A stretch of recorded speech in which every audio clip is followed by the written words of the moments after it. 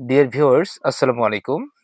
Basic to advance learning এর পক্ষ থেকে আপনাদেরকে জানাই আন্তরিক শুভেচ্ছা ও অভিনন্দন। ডিয়ার ভিউয়ার্স, আজকে আবারও হাজির হইলাম আরেকটি ভিন্ন টপিক নিয়ে, সেটি হচ্ছে বাস্তব সংখ্যা। আজকে এই ক্লাসের মাধ্যমে আমরা পিএসসি ও বিভিন্ন সংস্থা কর্তৃক গৃহীত যে গুরুত্বপূর্ণ প্রশ্নগুলো বিগত পরীক্ষায় এসেছিল, সেই প্রশ্নগুলোকে সলিউশন করব ইনশাআল্লাহ। তো চলুন কথা না বাড়িয়ে আমরা ভিডিওটি শুরু করি। আমাদের প্রথম প্রশ্ন, যে নিচের কোনটি মৌলিক সংখ্যা? এর আগে জেনে নেই যে মৌলিক সংখ্যা কাকে বলে। বিভিন্ন পরীক্ষায় দেখবেন বিসিএস, প্রাইমারি, নিবন্ধন এবং বিভিন্ন যে চাকরির পরীক্ষায় মৌলিক সংখ্যা থেকে প্রশ্ন আসে। তাহলে নিচের কোনটি মৌলিক সংখ্যা? মৌলিক সংখ্যা বলতে বোঝানো হবে যেই সংখ্যাকে ওই সংখ্যা এবং এক ব্যতীত অন্য কোনো সংখ্যা দ্বারা ভাগ করা যাবে না, সেই সংখ্যাটার নাম হচ্ছে মৌলিক সংখ্যা। যেমন ৩ হচ্ছে একটি মৌলিক সংখ্যা। ৩ একটি কি মৌলিক সংখ্যা। ৩কে ৩ এবং ১ ছাড়া অন্য কোনো সংখ্যা দ্বারা সেটাকে ভাগ করা যাবে না। এই কারণে ৩ হচ্ছে আমাদের একটি মৌলিক সংখ্যা।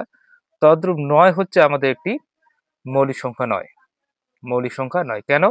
যে ৯ কে ৯ দিয়েও ভাগ করা যায়, ১ দিয়েও ভাগ করা যায়, আবার ৯ কে আবার ৩ দিয়েও ভাগ করা যায়। তার মানে কি? এই সংখ্যাটাকে ওই সংখ্যা এবং ১ ছাড়া অন্য কোনো সংখ্যা দিয়ে ভাগ করা যাচ্ছে। এইজন্য আমরা ৯ টাকে বলবো মৌলিক সংখ্যা নয়। তাহলে আমাদের প্রশ্ন হচ্ছে নিচের কোনটি মৌলিক সংখ্যা? এখানে ৯১, দেখেন ৯১ কে কিন্তু আমরা ভাগ করতে পারি। ৯১ কে আমরা ভাগ করতে পারি। আমরা কিসে, কিসে গুণ করলে ৯১ পাবো? যেমন আমি যদি এখানে ১৩ র সাথে ৭ কে যদি গুণ করি, তাহলে কিন্তু আমি ৯১ পাচ্ছি। অতএব ৯১ আমাদের মৌলিক সংখ্যা নয়। তার মানে কি ৯১ কে ১৩ দ্বারা ভাগ করলে ৭ পাওয়া যাবে। আবার ৯১ কে ৭ দ্বারা ভাগ করলে ১৩ পাওয়া যাবে।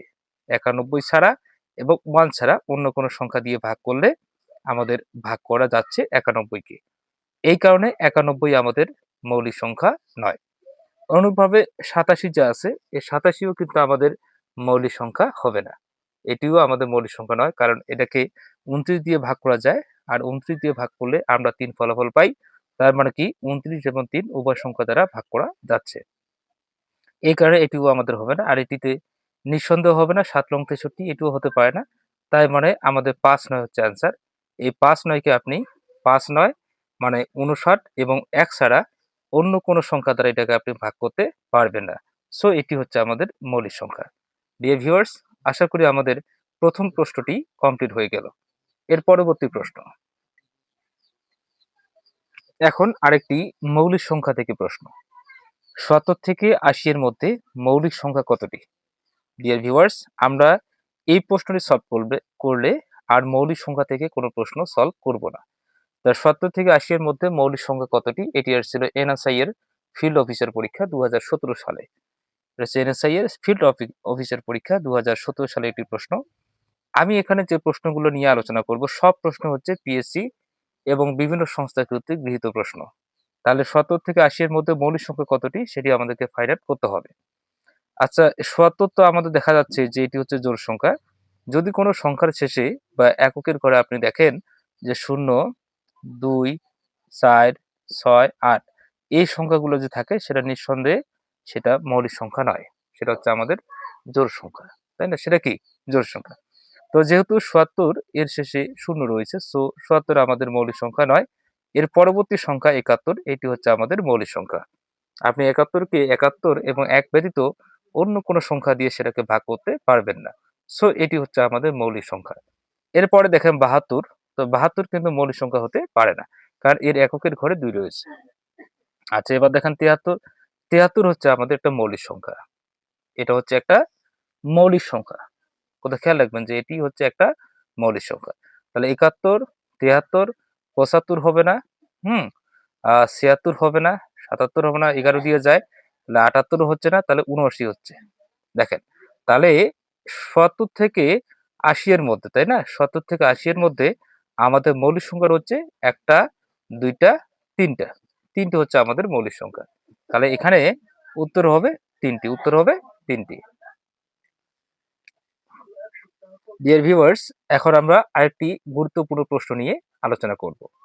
তো দেখেন 0.01 মাল্টিপল 0.01 ইজ ইকুয়াল হোয়াট? তাহলে 0.01 এর সাথে আপনি কি করবেন? 0.01 এর সাথে গুণ করবেন। তা গুণ করলে রেজাল্টটা কি আসে? দেখেন আমরা এটা বেশ কয়েকটা প্রসেসে করার চেষ্টা করব। প্রায় দেখা যায় প্রাইমারি শিক্ষক নিয়োগ পরীক্ষায় এরকম প্রশ্ন আসে। তো দেখেন যে আমরা এই প্রশ্নটাকে সলভ করব কিভাবে? আপনি একটা কাজ করবেন যে 0.01 কে লিখবেন। এভাবে লেখার পর এটাকেও লিখবেন 0.01 কে আপনি লিখবেন। আচ্ছা, লিখলেন। লেখার পর নিচের দিকে একটা টান দিবেন। আচ্ছা, টান না হয় দিলেন না। এখানে টান দেওয়ার প্রয়োজন নাই। তাহলে এখানে আপনি সমান দিন। দেওয়ার পরে এখানে কি করবেন? একটা টান দিবেন। টান দিয়ে আপনি এই যে ১ টাকে লিখবেন। ১ টাকে লিখবেন, হ্যাঁ? ১ টাকেই লিখবেন। আবার এখানে গুণ দিবেন। আবার এখানে আপনি কি করবেন? ১ টাকে লিখবেন। আচ্ছা, এই যে ১, ১, ০ যে ডিজিট গুলা রয়েছে শূন্য ছাড়া, সেই ডিজিট গুলাকে আপনি লিখলেন। আচ্ছা, লেখার পরে দেখেন তো এখানে দশমিক আছে না? এই যে দশমিকের জন্য একটা ১ নিবেন। এরপরে ২ টা অঙ্ক আছে, ২ টা ডিজিট আছে, ২ টা শূন্য নিবেন। ওকে, ওটা গেল। এরপর দেখেন আবার এখানে দশমিক আছে। আপনি কি করবেন? আমি এটা 1 দিয়ে ফেলছি, ১ হবে। ১, তাহলে দশমিকের পরে ২ টি অঙ্ক, সো আপনি আবারও ২ টা শূন্য নেবেন। নেওয়ার পরে কি করবেন? এটা উপরে গুণ করেন যে এককে ১ আর নিচে হচ্ছে ১, ২, ৩, ৪। তাহলে ১, ২, ৩, ৪, তার মানে আপনি গুণ করলেন। গুণ করার পরে আপনি এখানে রেজাল্টটা কি পাবেন? ১ কে আপনি এখন ১০,০০০ দিয়ে ভাগ করবেন। কি দিয়ে? ১০,০০০ দিয়ে। তাহলে রেজাল্ট কি পাচ্ছেন? তাহলে আপনি এখানে এই যে শূন্য নিবেন, দশমিক নিবেন। শূন্য নিবেন, দশমিক নিবেন। নেওয়ার পরে আপনি কি করবেন? যে এখানে ৪ টা শূন্য দিবেন। ১, ২, ৩, ৪, তারপর আপনি কি করবেন? এই ১ টাকে বসায় দিবেন। এই ১ টাকে কি করবেন? বসায় দিবেন। সরি, এখানে ৩ টা হবে। হ্যাঁ, তাহলে ৩ টা, এই ১ টাকে এখানে বসায় দিবেন। তো দেখেন আপনি কি করবেন? ১ কে তখন ১০,০০০ দিয়ে ভাগ করবেন। ১০,০০০ দিয়ে ভাগ করে যে রেজাল্টটা হয় সেই রেজাল্টটা আপনি এখানে কি করবেন? বসায় দিবেন। তো এভাবেই কিন্তু অনায়াসে আপনি এই প্রশ্নটাকে সলভ করতে পারেন। আর নতুবা এই জায়গা থেকেও আপনি প্রশ্নটা সলভ করতে পারেন। কিভাবে? যে এখানে দশমিক আছে, শূন্য দিবেন, দশমিকের পরে কয়টা অঙ্ক? ১, ২, ৩, ৪ টা। তা আপনি কি করবেন? ৩ টা আগে শূন্য নেন। ১, ২, ৩ টে শূন্য নিবেন। নেওয়ার পরে একককে ১ করবেন। এই যে আনসার হয়ে গেল। এভাবেও কিন্তু প্রশ্নটাকে সলভ করতে পারেন। এভাবেও প্রশ্নটাকে সলভ করতে পারবেন। তাহলে দেখেন কোন পদ্ধতিতে আপনার সহজ মনে হচ্ছে? এটা না এটা?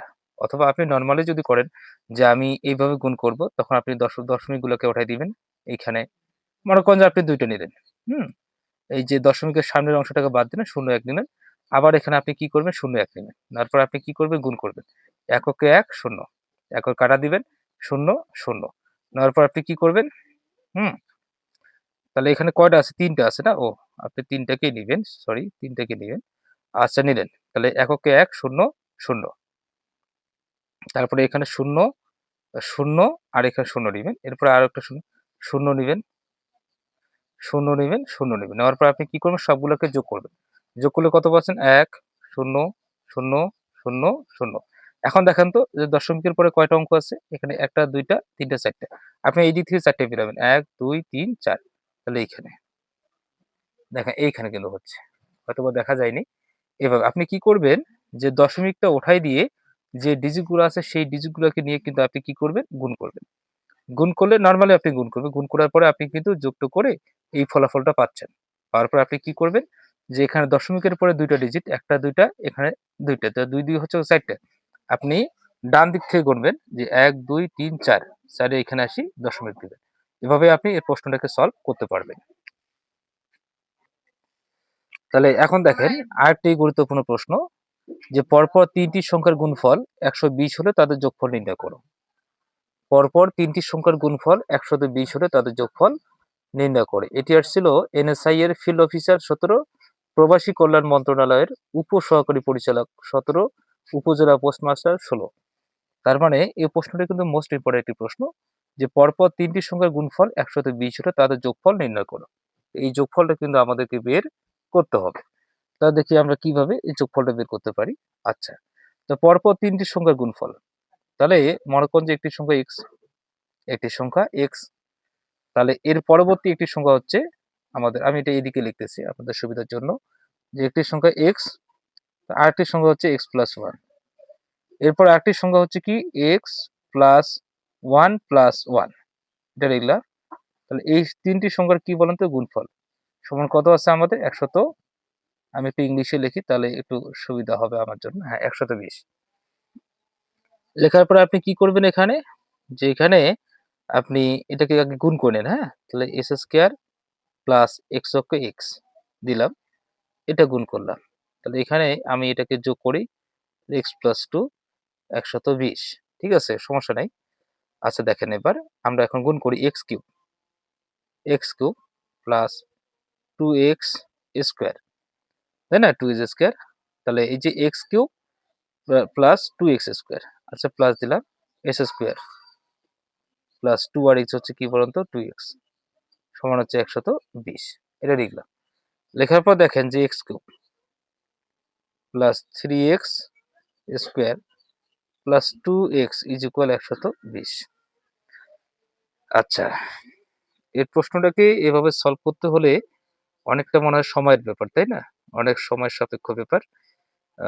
মিডল ফ্যাক্টর করতে হবে, অনেক একটা সময় সাপেক্ষ ব্যাপার হচ্ছে, যেটা করলে আমাদের কিন্তু অনেক সময়ের একটা ব্যাপার হচ্ছে। তো এই জন্য আমরা একটা কাজ করব যে আমরা অন্যভাবে করার একটু চেষ্টা করি। পরপর ৩টি সংখ্যার যদি আমরা করি, যেমন একটি সংখ্যা যদি আমরা সাইড নেই, মনে করেন যে একটি সংখ্যা সাইড, আপনি অপশনগুলো টেস্ট করবেন। আরেকটি সংখ্যা হচ্ছে 5, 4 5 20, তাই না? 4 5 20, 6 কুড়ি কত হয় বলেন তো? 6 কুড়ি হচ্ছে আমাদের 120, 6 কুড়ি হচ্ছে 120। দেখেন 4 5 এবং 6, 4 5 6, এই 4 5 6 আপনি অপশনগুলো টেস্ট করবেন যে 4 5 6, 4 5 6 কে যদি আপনি গুণ করেন তাহলে আপনি কিন্তু 120 পাচ্ছেন। আচ্ছা, তাহলে এই বিষয়টা আমরা একটু বোঝার চেষ্টা করি আর কিভাবে আমরা উপস্থাপন করা যায়। যেহেতু আমাদের এইভাবে অনেক বড় হয়ে যাচ্ছে, সেহেতু আমরা একটু শর্ট ফর্মুলা খোঁজার চেষ্টা করব। তাহলে আমরা 120 কে একটা কাজ করি, 120 কে আমরা একটু লসাগু করে নিই তো। 2, তাহলে 60 দুগুণে হচ্ছে 120, আবার 2 নেই। তাহলে 30 দুগুণে কত হয় বলুন তো? 60, আবার 2 নেই। 15 দুগুণে হচ্ছে কত? 30, আবার 2, 3 নেই। 3 5 15। আচ্ছা, তো অলরেডি কিন্তু আমরা 5 পাইলাম। 5 পাইলাম। দেখেন 5 কিন্তু পাইলাম। এবার 3 দুগুণা 6, 3 দুগুণা 6 কিন্তু আমরা পাইলাম। আবার 2 দুগুণা 4, 4 ও কিন্তু আমরা পাইলাম। তো দেখেন এই যে 4 5 6, এই যে আমি যে প্রথমে দিলাম, হয়তোবা আপনি ভাবতেছেন যে স্যার কিভাবে 4 5 6 পাইলো? তো এরকম একটা টেকনিক বা ফর্মুলা অনুসরণ করতে হলে আপনি কি করবেন, এই যে 120 এরকম যে গুণফলটা আছে, সেই গুণফলটা আপনি কি করবেন, লসাগু করবেন। লসাগু করার পর সেখানেই কিন্তু আপনি ক্রমিক সংখ্যাগুলোকে পাবেন। তাহলে 4 এর পরে 5, 5 এর পরে 6, পরপর 3টি সংখ্যার গুণফল হচ্ছে আমাদের 120। এখন আপনি কি করবেন, এইগুলোকে যোগ করবেন। 4 এর 5 হচ্ছে 9, 9 6 হচ্ছে 15, তাহলে 15 হচ্ছে আমাদের রেজাল্ট। তাহলে সংখ্যা 3টির যোগফল, যে তাদের যোগফল যে আছে তাদের যোগফলটা হচ্ছে আমাদের 15। আশা করি বিষয়টা ক্লিয়ার। আশা করি বিষয়টা ক্লিয়ার। আবারও একটি গুরুত্বপূর্ণ প্রশ্ন, 0.16 মাল্টিপল 0.3 ইজ ইকুয়াল হোয়াট? এটি আসছিল শিল্প মন্ত্রণালয় টাইপিস্ট, শিল্প মন্ত্রণালয়ের একটি প্রশ্ন যে 0.16 মাল্টিপল 0.3 ইজ ইকুয়াল হোয়াট? আপনি এটাকে করবেন কিভাবে? আমাদের তো নিয়ম দুইটা জানা ছিল, তাই না? 2-3টা নিয়ম জানা ছিল। তো আমি প্রথমে নর্মালি করি 0.16, এরপরে 0.3 গুণ করি একটু, তাহলে কত হচ্ছে? 3 6 18, 18 1 হাতে 1, 3 ওকে 3, একে 4, 3 0 0, ঘর কাটা দিলাম 0 0 0, দেওয়ার পরে এখানে 8 4 0 0। এখন দেখেন তো যে দশমিকের পরে, দেখেন একটু যে দশমিকের পরে কয়টা ডিজিট রয়েছে? এখানে দশমিকের পরে হচ্ছে দুইটা ডিজিট, একটা দুইটা, আর এখানে দশমিকের পরে হচ্ছে একটা ডিজিট, তো 2 আর একটা 3। তাহলে আপনি কি করবেন, ডান দিক থেকে 1 2 3, তাহলে এখানে আপনি দশমিকটা দিবেন, তাহলে 0.048, এটি হচ্ছে আমাদের রেজাল্ট। এর মানটা হচ্ছে 0.048, এটি হচ্ছে আমাদের কাঙ্ক্ষিত রেজাল্ট। আশা করি বিষয়টা ক্লিয়ার। অথবা আপনি যদি বলেন যে অন্যভাবে করে দেন, তাহলে আপনি এইভাবে করতে পারেন। কিভাবে? যে 0.16 মাল্টিপল 0.3, এটাকে আপনি এইভাবে লিখতে পারেন যে 16, 1 এর জন্য একটা 1, তারপর দুইটা অঙ্ক, দুইটা শূন্য, এখানে 3 লিখবেন, গুণ দিবেন, দশমিকের জন্য একটা 1, তারপরে একটা অঙ্ক, একটা শূন্য। এরপর আপনি কি করবেন, যে এখানে তো 1000 হইলো, 3 শূন্য 48 হইলো। আপনি এখন এটাকে কি করবেন, ভাগ ভাগ করলে 1 শূন্য যাবে, তারপরে 1 2, সরি, এখানে এটা হবে, পরে এখানে 48 হবে। এটা হবে তখন আমাদের কাঙ্ক্ষিত রেজাল্ট। আপনি এভাবে কিন্তু এই প্রশ্নটাকে খুব দ্রুত সলভ করতে পারেন। তো আমার মনে হয় আপনার জন্য এই নিয়মটা বেটার হবে। আলহামদুলিল্লাহ, আরেকটি গুরুত্বপূর্ণ প্রশ্ন, তাহলে কোন সংখ্যার 8 গুণ থেকে 2 গুণ বিয়োগ করলে 72 হয়? এখানে কোন সংখ্যার, দেখেন কোন সংখ্যার 8 গুণ থেকে 2 গুণ বিয়োগ করলে 72 হয়, এই প্রশ্নটি এখন আমরা সলভ করব। এটিও একটি চাকরি পরীক্ষার প্রশ্ন। এখানে প্রশ্ন হচ্ছে, যেটি হচ্ছে সমাজসেবা অধিদপ্তরের সহকারী শিক্ষক নিয়োগ পরীক্ষার একটি প্রশ্ন। তাহলে কোন সংখ্যার 8 গুণ থেকে 2 গুণ বিয়োগ করলে 72 হয়, কোন সংখ্যা? তো মনে করি সংখ্যাটি হচ্ছে আমাদের এক্স। তাহলে এক্স যেহেতু পারিগণিত, তাহলে আমি ধরলাম ক। মনে করি সংখ্যাটি হচ্ছে ক। এটা 8 গুণ মানে হচ্ছে 8 ক থেকে সংখ্যাটি 2 গুণ বিয়োগ করবা। কয় গুণ? 2 গুণ মানে 2 ক। বিয়োগ করলে কত হয়? 72 হয়। তাহলে এখন এই সংখ্যাটি আমাদেরকে বের করতে হবে। তাহলে 6 ক সমান হচ্ছে 72। অতএব ক সমান কি লেখা যায়? 6 কে 6, 6 দুগুণা হচ্ছে 12, তাহলে 72, 6 12 হচ্ছে 72। তাহলে সংখ্যাটি হচ্ছে 72, এটি হচ্ছে আমাদের কাঙ্ক্ষিত রেজাল্ট। তো আশা করি বিষয়টা একেবারে ক্লিয়ার। তাহলে 8 গুণ থেকে 2 গুণ বিয়োগ করলে 72 হয়, একেবারে সিম্পল একটা অঙ্ক। তাহলে ক সমান হচ্ছে 72, তাহলে 72 হচ্ছে আমাদের কাঙ্ক্ষিত রেজাল্ট।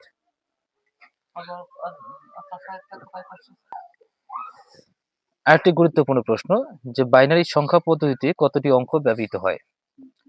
বাইনারি সংখ্যা পদ্ধতিতে কতটি অঙ্ক ব্যবহৃত হয় খেয়াল রাখবেন। বাইনারি, অক্টাল, ডেসিমেল, হেক্সাডেসিমেল, এগুলো হচ্ছে আমাদের, বিশেষ করে বাইনারি হচ্ছে একটা কম্পিউটারের প্রোগ্রামিং, কম্পিউটারের সংখ্যা পদ্ধতি বা নাম্বার সিস্টেম। বাইনারি সংখ্যা পদ্ধতিতে আমাদের দুটি অঙ্ক ব্যবহৃত হয়, একটা হচ্ছে 0, একটা হচ্ছে 1। 0 আর 1 বাইনারি সংখ্যা পদ্ধতিতে এই দুটি মাত্র অঙ্ক ব্যবহৃত হয়, সেটা হচ্ছে 0, 1। তো 0 আর 1 এখানে বলে নেই, এখানে বাইরে কতটি অঙ্ক ব্যবহৃত হয়? উত্তর হচ্ছে আমাদের দুটি অঙ্ক ব্যবহৃত হয়। আরেকটি গুরুত্বপূর্ণ প্রশ্ন, যে 4 ভাগ 0.125 ইজ ইকুয়াল 1, এটি হচ্ছে একটি চাকরি পরীক্ষার প্রশ্ন। এটি আসছিল আমাদের বিভিন্ন মন্ত্রণালয় সহকারী মেইনটেন্স ইঞ্জিনিয়ার 2017 সালে এটি প্রশ্ন, যে 4 ভাগ 0.125 ইজ ইকুয়াল 1, এখানে আমাদের রেজাল্ট কত হবে? তো আপনি এই প্রশ্নকে সলভ করবেন কিভাবে? আপনি 4 কে লিখবেন, লেখার পরে 0.125 এটাকে আপনি লিখবেন। এখন আপনি চলে যাবেন আপনার পার্টিকুলার মানে সিস্টেমে, কিরকম, যে আপনি এখানে 4 লিখবেন, এই দশমিকটা কোথায় দিবেন? আপনি এখানে 1, 2, 5 কে লিখবেন। তো এই দশমিক যদি নিচে হয় তাহলে 1 চলে যাবে উপরে, দশমিকের জন্য একটা 1 নেবেন, এরপরে 3টি ডিজিট, সো আপনি কি করবেন? 3টা শূন্য নেবেন। নেওয়ার পরে আপনি কি করবেন? যে এখানে 1, 2, 5 কে আপনি লিখবেন, আর 4 আর 1000 কে মাল্টিপল করলে আমাদের হচ্ছে কি 4000। 4000 কে যদি আপনি 125 দ্বারা ভাগ করেন, তাহলে আপনি কিন্তু রেজাল্ট পাবেন 32। তাহলে এই 32 হচ্ছে আমাদের কাঙ্ক্ষিত রেজাল্ট। তাহলে আমাদের রেজাল্ট হচ্ছে 32। ইনশাল্লাহ আপনারা হয়তোবা বিষয়টা বুঝছেন। আরেকটি গুরুত্বপূর্ণ প্রশ্ন, যে একটি সংখ্যা অর্ধেক তার 1/3 হচ্ছে 17 বেশি। আবারও বলি, যে একটি সংখ্যা অর্ধেক তার 1/3 হচ্ছে 17 বেশি, সংখ্যাটি কত? তো ধরি সংখ্যাটি হচ্ছে আমাদের ক সংখ্যাটি, আর এর অর্ধেক হচ্ছে ক/2। আর এই সংখ্যাটির 1/3 হচ্ছে কি? এটাকে 3 দ্বারা ভাগ করলে যে অংশটা পাবে সেটা হচ্ছে 1/3। তাহলে অবশ্যই এটা বড়, এটা হচ্ছে ছোট। আর যেহেতু আমাদের ফলাফলটা প্লাসিয়া দেওয়া আছে, মাইনাসে নেই, সেহেতু আমাদের বড়টা থেকে ছোট মাইনাস করেছে। তাহলে মাইনাস করবা, করার পরে এখানে কি লিখবা? 17 লিখবা। 17 লিখে এখানে বা লিখবা। এখানে আপনাদের লসাগু আসবে 3 দুগুণা 6, তাহলে 3 হচ্ছে। 3 আর ক কে গুণ করবেন, 3 ক। আর এখানে কি করবেন? 2 ক। এখানে 17 লিখবেন। আচ্ছা, লেখার পরে বা লিখবেন, 3 ক থেকে 2 ক বাদ দিবেন, আপনার শুধু থাকবে ক। কি থাকবে বলুন তো? ক থাকবে। এরপরে 17 সাথে আপনি কি করবেন? 6 কে গুণ করবেন। অতএব সংখ্যাটি কত মানে ক। তাহলে 6 7 42, 6 কে 6, আর 4 হচ্ছে আমাদের 100, তাহলে 102। এটি হচ্ছে আমাদের কাঙ্ক্ষিত রেজাল্ট। আপনি এভাবে অনায়াসে সংখ্যাটি বের করতে পারবেন খুব দ্রুত। এখন সর্বশেষ এবং চূড়ান্ত পর্যায়ে আমাদের আরেকটি প্রশ্ন, যে কোন সংখ্যার হাফ অংশের সাথে 6 যোগ করলে সংখ্যাটি 2/3 অংশ হবে। সংখ্যাটি 2/3 হয়। এটি আসছিল সহকারী উপজেলা থানা শিক্ষা অফিসার এটিওতে 2016 সালে আসা একটি প্রশ্ন, যে কোন সংখ্যার হাফ অংশের সাথে 6 যোগ করলে সংখ্যাটির এত অংশ হবে। সংখ্যাটির এত অংশ, ভাষাগুলো বুঝতে হবে। ধরি সংখ্যাটি হচ্ছে আমাদের এক্স, তাহলে এক্স এর হাফ অংশ মানে কি? এখানে আপনি এর লিখে হাফ লিখতে পারেন, আমি টোটালি দিচ্ছি এটা 2, হাফ অংশ। অংশের সাথে আপনি কি করবেন? 6 যোগ করবেন। 6 যোগ করলে সংখ্যাটির এত অংশ হয়। সংখ্যাটির এত অংশ মানে কি? তাহলে x এর 2/3 অংশ, 2/3 অংশ হয়। দেখেন, তাহলে এখান থেকে আপনি কি করবেন? যে লসাগুটা করে নেন 2, তাহলে এখানে x 6 দুগুণে কত বলুন তো? 12। এখানে x আর 2, তা 2x, নিচে হচ্ছে কত? 3। দেখেন, তাহলে এই জায়গা থেকে আপনি গুণ করবেন যে 3 আর x হচ্ছে কত? 3x, 3 12 36 সমান 2 দুগুণা 4, এই যে x হইল। ঠিক আছে? আচ্ছা, লেখার পরে এখানে x গুলোকে এক জায়গায় রাখবেন। যেহেতু আমাদের x মানে সংখ্যাটিরই দরকার, প্লাসটা ওদিকে গেলে কি হবে? মাইনাস হবে 36। আচ্ছা, এবার দেখেন যে 4 বড়, 3 ছোট, তাহলে এই জন্য আপনি কি করবেন? মাইনাসকে লিখবেন, x লিখবেন -36, তাহলে এটা কাটা যাবে। অতএব x ইজ ইকুয়াল হচ্ছে আমাদের 36। এটি হচ্ছে আমাদের কাঙ্ক্ষিত রেজাল্ট। তার মানে এখানে 36 হচ্ছে আমাদের রেজাল্ট। ডিয়ার ভিউয়ার্স, এই হচ্ছে আজকে আমাদের বাস্তব সংখ্যা নিয়ে গুরুত্বপূর্ণ কয়েকটি প্রশ্ন সমাধান। এর পরবর্তী ভিডিওতে আমরা আলোচনা করব যে কিভাবে আপনারা কোনো ভগ্নাংশ এবং পূর্ণ সংখ্যার বর্গমূল নির্ণয় করবেন।